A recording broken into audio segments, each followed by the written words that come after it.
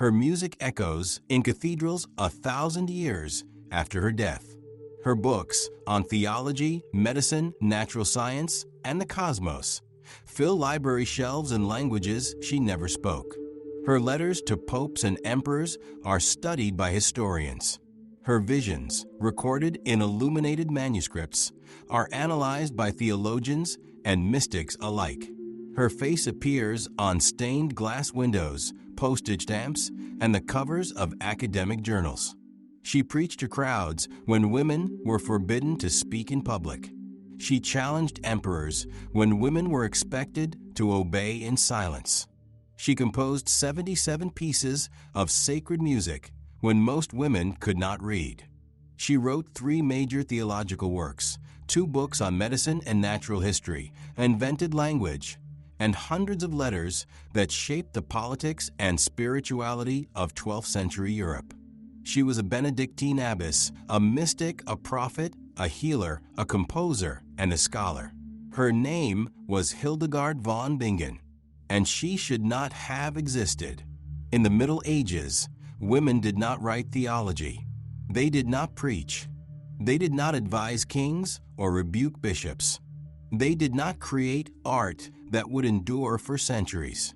The world was not built for them. The church did not ordain them. The universities did not admit them. History did not remember them. But Hildegard refused to be forgotten. This is her story, not a fairy tale, not a legend, but the true account of a woman who defied her era and changed the course of history. It begins not in triumph, but in darkness. Not in a palace or a cathedral, but in a cell barely 10 feet wide, where a girl sits alone, trembling in the candlelight, terrified of the visions that flood her mind. It begins with silence. The year is 1106. The monastery of Disibodenberg rises from the hills of the Rhineland like a fortress, its stone walls thick and gray, its towers piercing the sky. Inside, the monks chant the hours, matins at midnight, lauds at dawn, vespers at dusk. Their voices rise and fall in Gregorian harmony, echoing through the cold corridors, filling thee with the sound of devotion. But in a small cell attached to the monastery church, there is no sound at all. A girl sits on a wooden stool, her hands folded in her lap, her back straight, her eyes closed. She is 8 years old. Her name is Hildegard. Her hair has been cut short, her fine clothes replaced with a rough woolen habit. She has been given to the church, a tithe, a 10th child offered to God as an act of piety and practicality. She does not cry. She does not protest. She simply sits, listening to the silence. Across from her sits Jutta von Sponheim, a noble woman who has taken vows of enclosure. Jutta is young, barely 20, but her face is already gaunt from fasting, her eyes shadowed from sleepless nights of prayer. She has chosen to live as an anchoress, sealed inside this cell, cut off from the world, devoted entirely to God. Hildegard will join her. The ceremony is brief. A bishop blesses the cell. Prayers are recited. The door is sealed with mortar and stone, leaving only a small window through which food can be passed and another opening into the church so they can hear the monks sing. That is all. Hildegard's mother stands outside the door weeping. Her father is silent, his jaw set. They do not say goodbye. There is nothing to say. This is the will of God. This is the way of the world. Inside, Hildegard sits in the darkness and waits. For what, she does not know. The days blur into one another. Jutta teaches her to read Latin, to chant the Psalms, to fast and pray and mortify the flesh. The rule of Saint Benedict governs every moment: prayer, work, silence, obedience. There is no variation, no escape. The cell is cold in winter, stifling in summer. The food is simple: bread, water, vegetables when available. Meat is forbidden. Comfort is forbidden. The body is an obstacle to holiness, and it must be disciplined, broken, made subservient to the soul. Hildegard learns quickly. She is intelligent, observant, obedient. She memorizes the psalms, the prayers, the chants. She learns to write, copying scripture onto parchment with careful, deliberate strokes. She learns to spin wool, to sew, to prepare herbs for medicine. But she does not learn to stop the visions. They come without warning. Flashes of light, images that explode in her mind with such intensity that she gasps, her body stiffening, her hands gripping the edge of the table. She sees colors that have no name, hears music that has no source, feels the presence of something vast and incomprehensible pressing against the edges of her consciousness. She does not tell Jutta, not at first. What would she say? How could she describe something that has no words? And what if Jutta thinks she is possessed? What if the bishop is summoned? What if she is exorcised or worse, declared a heretic and burned? So she stays silent. She prays. She fasts. She begs God to take the visions away. But they do not stop. Other women join the enclosure. Drawn by Jutta's reputation for holiness, noble women and widows come to Dissa Bodenberg seeking a life of prayer and penance. The cell expands into a small convent with its own dormitory, its own chapel, its own garden. The women live under the authority of the abbot, but they govern themselves, following the rule of Saint Benedict, rising before dawn to chant the hours, spending their days in prayer and manual labor. Hildegard becomes Jutta's assistant. She teaches the younger nuns to read and write. She composes simple chants for the liturgy. She tends the sick, mixing poultices and tinctures from the herbs grown in the garden. She is quiet, diligent, unremarkable. But inside, the light burns brighter. She is 12 when the first full vision overwhelms her. It happens during morning prayer. The nuns are kneeling in the chapel, their voices rising in a psalm. Hildegard's eyes are closed, her hands pressed together. The words of the psalm fill her mind. The heavens declare the glory of God. The skies proclaim the work of his hands. And suddenly, the words are not enough. They cannot contain what she sees. The light explodes. It floods her vision, obliterating the chapel, the walls, the world. She sees a mountain of iron, gleaming and terrible, and upon it sits a figure of such radiance that she cannot look directly at it. The figure does not speak with words, but with colors, with music, with a language that bypasses the ears and enters the soul. She sees the cosmos unfold, the stars wheeling in their courses, the elements dancing in harmony, the soul ascending through spheres of fire and light. She sees the structure of the universe, the relationship between God and creation, the meaning of sin and redemption. She sees the fall of Lucifer, the creation of Adam, the promise of salvation. She sees everything, and then it is gone. She collapses to the floor, gasping, her body trembling. Jutta rushes to her side, calling her name, but Hildegard cannot speak. Her mouth is dry, her heart racing. She feels as if she has been turned inside out, as if every nerve in her body has been set aflame. "What did you see?" Jutta whispers. Hildegard does not answer. How can she? There are no words for what she has witnessed.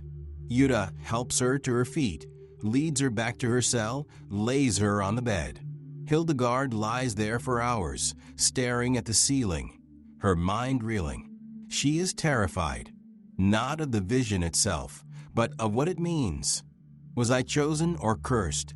The visions continue. They come more frequently now, during prayer, during sleep, during the long hours of silence. Each one is different, yet each carries the same overwhelming certainty. This is not her imagination. This is not illness. This is something else. But what? Hildegard begins to keep a secret record. She writes fragments on scraps of parchment, hiding them beneath her mattress. She describes the images, the symbols, the feelings that accompany each vision. She does not understand them, but she cannot let them disappear. They feel too important, too urgent. Yuta grows older. Her health deteriorates from years of fasting and self-mortification. She becomes frail, her skin pale, her body weak. But her devotion never wavers. She prays constantly, her lips moving in silent supplication, her eyes fixed on the crucifix. Hildegard tends to her, bringing her water, changing her bedding, sitting with her in the long hours of the night. She loves Yuta, not as a mother, for Yuta is too severe for that, but as a guide, a protector, a bridge between her and the world. When Yuta dies in 1136, Hildegard feels as if the ground has opened beneath her feet.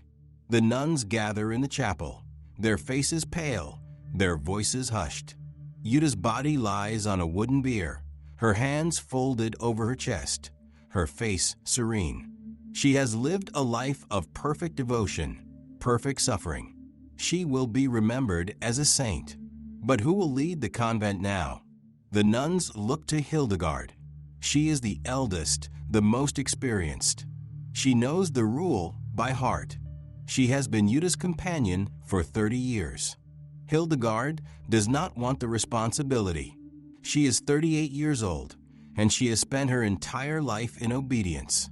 She has never made a decision without permission, never spoken without being asked, never imagined herself as a leader.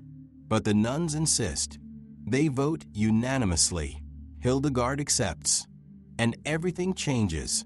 For years, she has kept her visions hidden, locked away in the deepest chambers of her heart. But now, as abbess, she feels a new weight, a new responsibility. If God has given her these visions, is it not a sin to keep them secret? Is she not called to share them, to teach them, to make them known? But how? She prays. She fasts. She waits for a sign. And then, in the year 1141, the sign comes. She is 43 years old, kneeling in the chapel after Matins, when the light descends again. But this time, it does not overwhelm her. This time it speaks, not with words, but with a clarity that transcends language. Write what you see. That is all. 3 words. But they are enough. Hildegard rises from her knees, her hands shaking. She knows what she must do. She knows the risk. But she also knows that to refuse is to betray the gift she has been given. She goes to her confessor, a monk named Volmar. He is older than her, gentle, scholarly. He has been her friend for years, the only person she has ever trusted with the truth of her visions. I have seen things, she tells him, things I do not understand, things I have been commanded to write. Volmar listens. He does not interrupt. When she finishes, he is silent for a long moment. Are you certain this is from God? He asks. I am certain of nothing, she replies, except that I cannot remain silent any longer. Volmar agrees to help her. Together, they begin the work that will become Scivias, Know the Ways of the Lord. It is slow, painstaking labor. Hildegard dictates, and Volmar transcribes. She describes her visions in meticulous detail, the images, the symbols, the theological meanings embedded within them. She explains the nature of the Trinity, the structure of the cosmos, the relationship between body and soul, the purpose of suffering, the promise of redemption. The text is unlike anything written before. It is not a theological treatise, dry and abstract. It is not a mystical rapture, incoherent and ecstatic. It is something in between visionary and rational, poetic and precise. She describes the fall of the angels, the creation of humanity, the incarnation of Christ. She writes about the virtues and vices, personifying them as figures in a cosmic drama. She describes the church as a woman clothed in light, wounded by the sins of her members, but never destroyed. She writes about the end of the world, about the final judgment, about the new heaven and the new earth that will emerge from the ashes of the old. And she writes about herself, not as a prophet, but as a vessel, a feather on the breath of God, carried by forces beyond her control.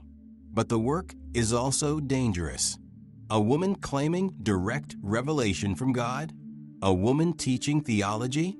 A woman writing with authority on matters reserved for bishops and scholars? This is heresy, or it is prophecy. The Church will decide. Hildegard knows this. She knows that if her work is condemned, she will lose everything: her position, her reputation, perhaps her life. But she also knows that she cannot stop. The light will not let her. Word spreads quickly. At first, it is just whispers, rumors among the monks at Disibodenberg, gossip among the nuns. But soon, the whispers reach beyond the monastery walls. Pilgrims come to hear her speak. Nobles send letters asking for counsel. Bishops request copies of her writings. Hildegard is terrified. She has spent her entire life in obscurity, hidden behind monastery walls. Now suddenly, the world is watching.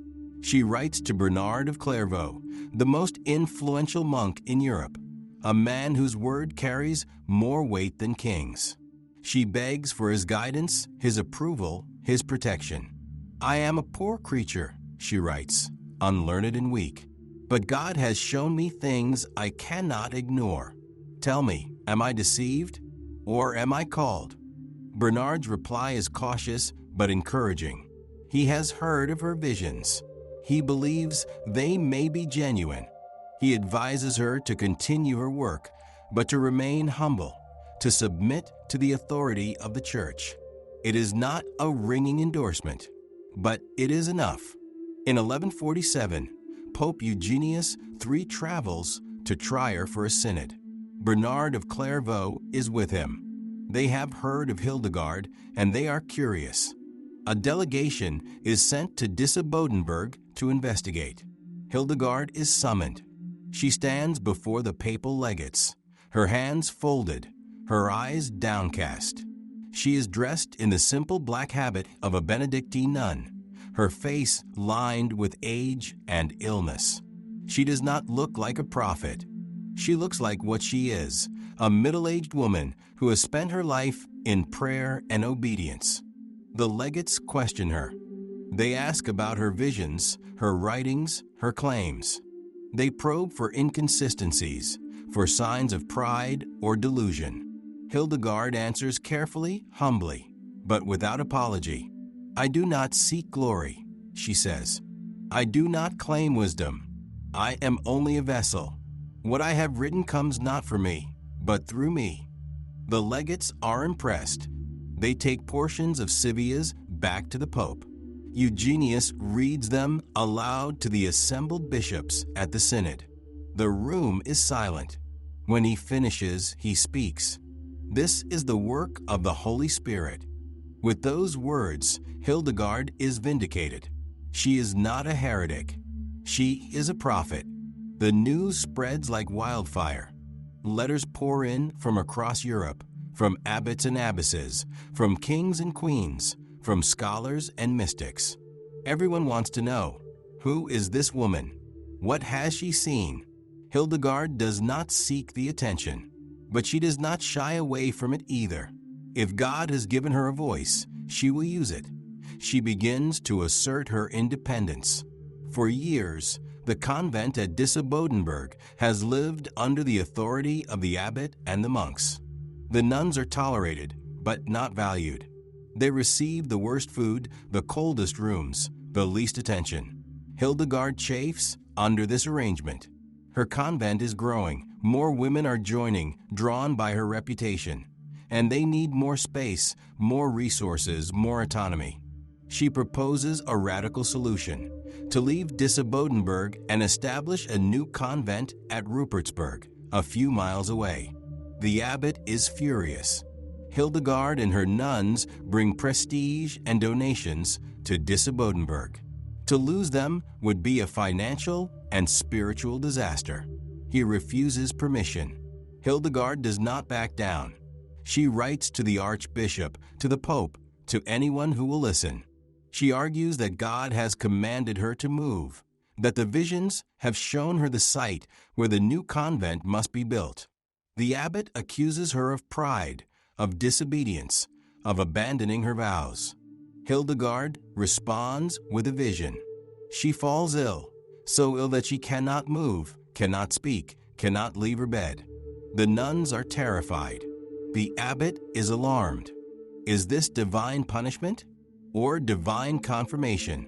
When Hildegard recovers, she announces that the illness was a sign. God is displeased with the abbot's refusal. If she is not allowed to move, she will die. The abbot relents.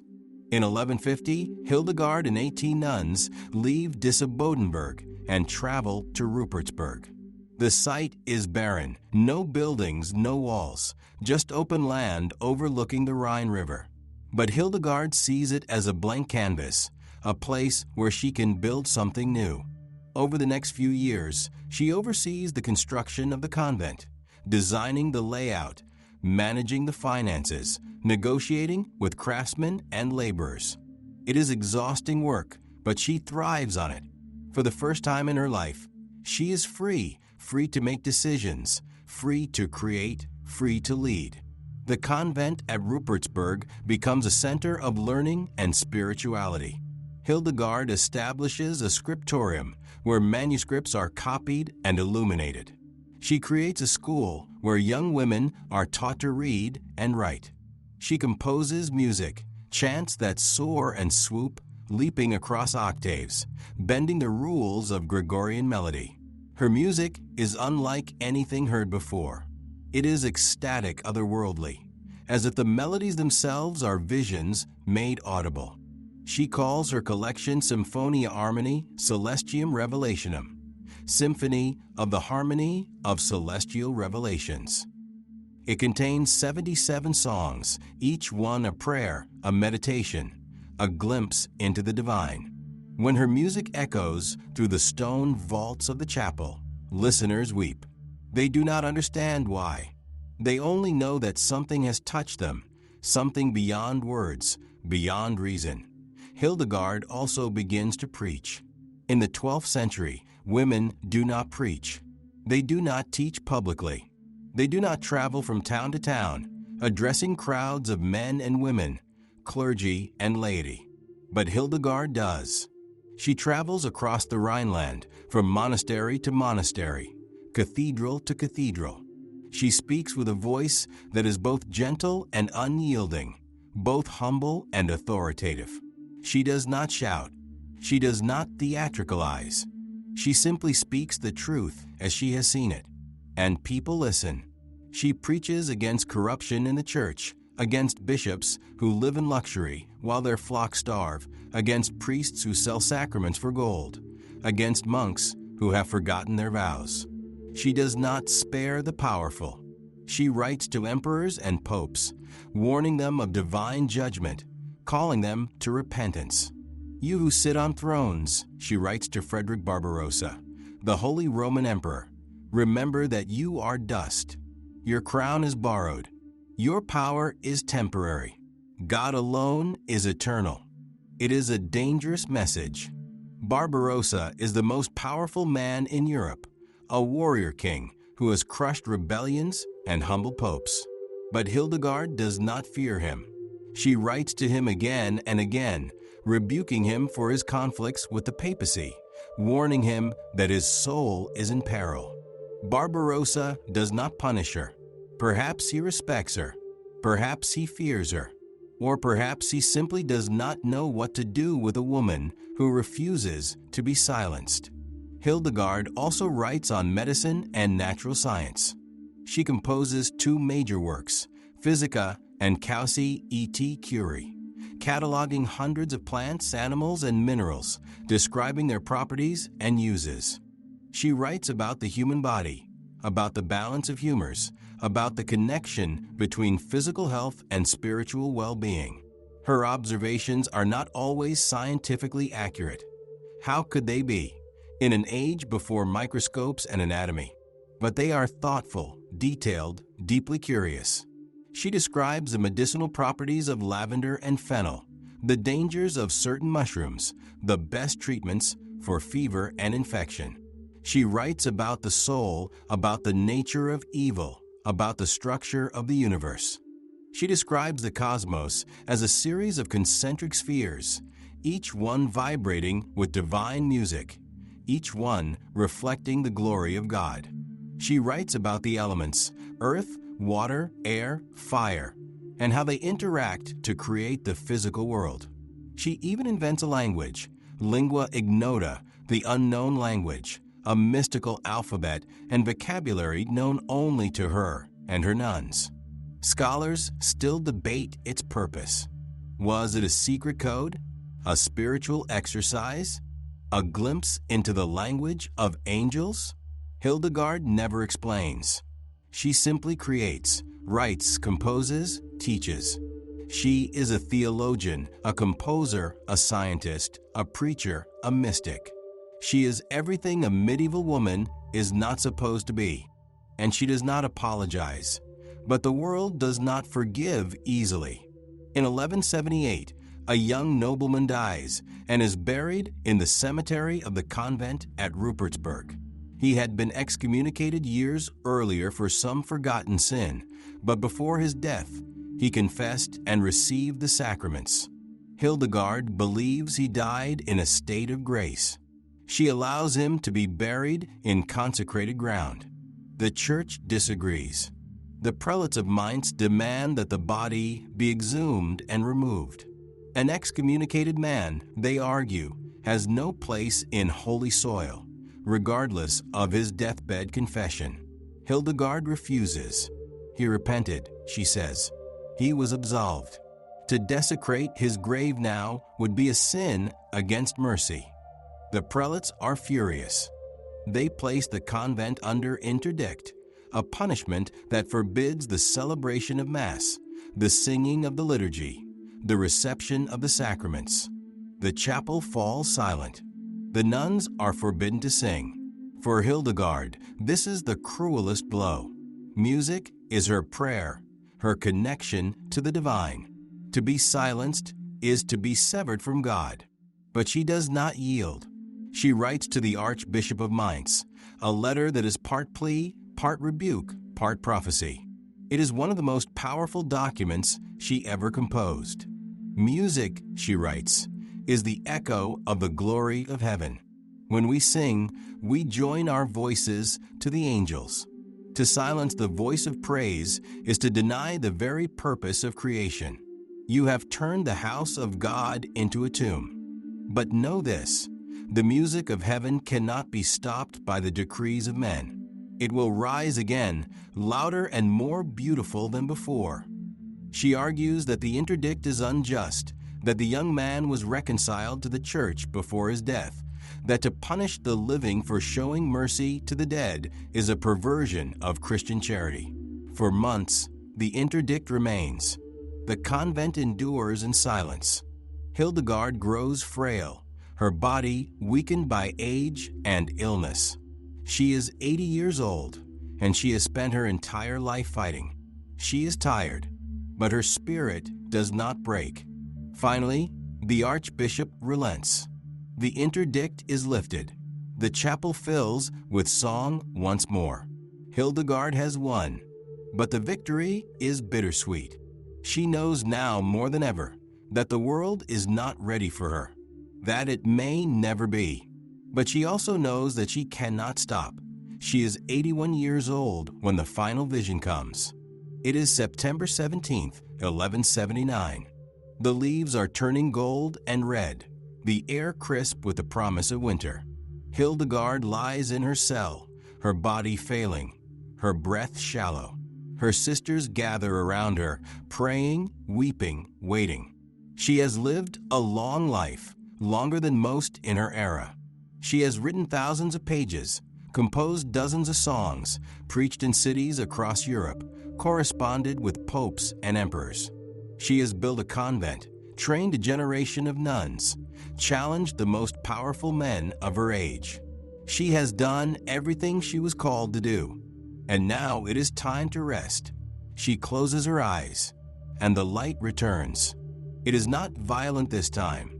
It is gentle, warm, like sunlight breaking through clouds. She sees the cosmos again, the stars wheeling in their courses, the spheres singing their eternal song. She sees the souls of the righteous ascending, the angels rejoicing, the face of God, veiled, radiant, infinite.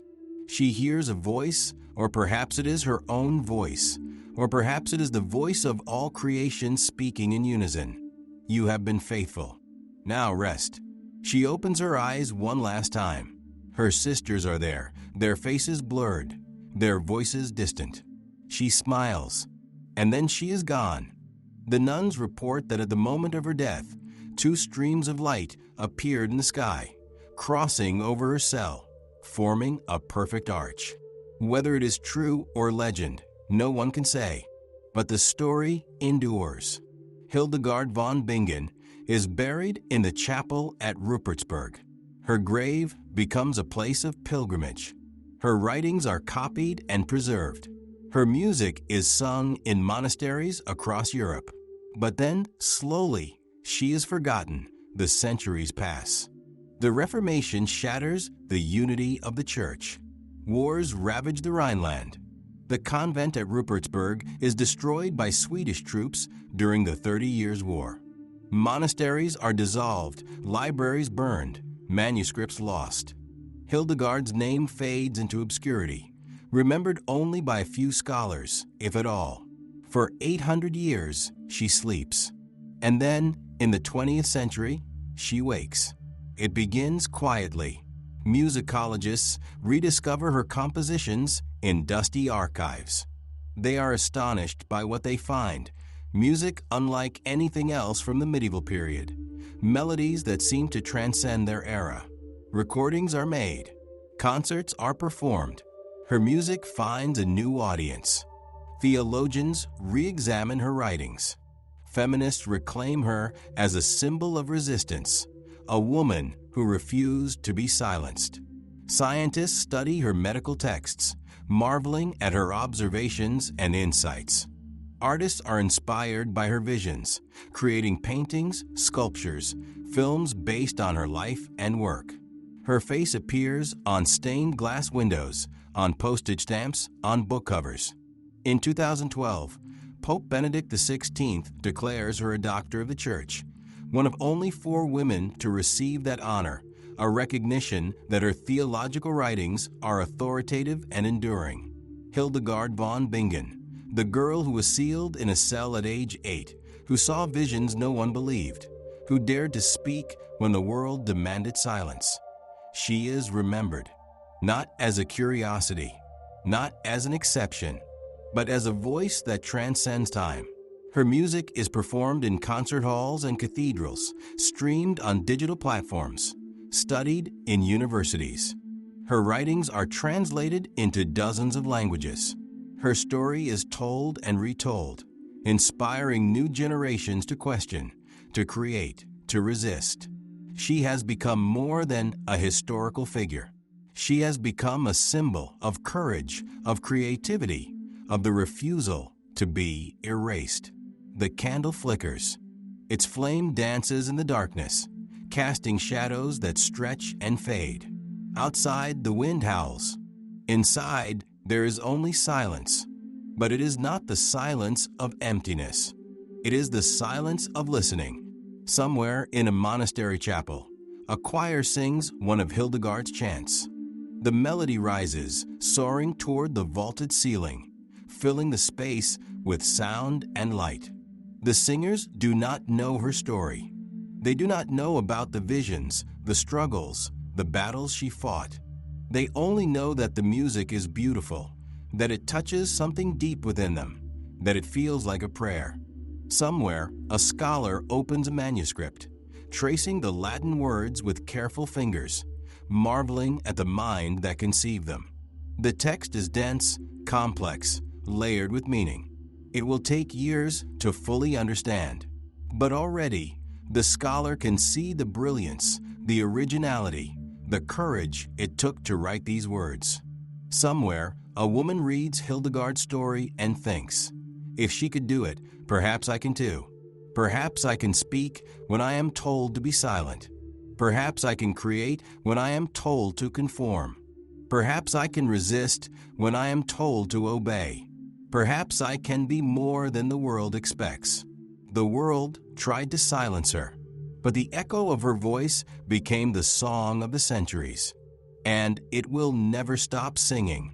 From the darkness of a medieval cell to the light of global recognition, Hildegard von Bingen's journey is a testament to the power of vision, the strength of conviction, and the enduring human need to create, to express, to be heard. She was not supposed to exist, but she did. She was not supposed to speak, but she did. She was not supposed to be remembered, but she is. And in that remembrance, in that refusal to be forgotten, lies a truth that transcends the Middle Ages, that speaks to every era, every culture, every person who has ever felt silenced or invisible. Your voice matters. Your vision matters. Your existence matters. The light endures.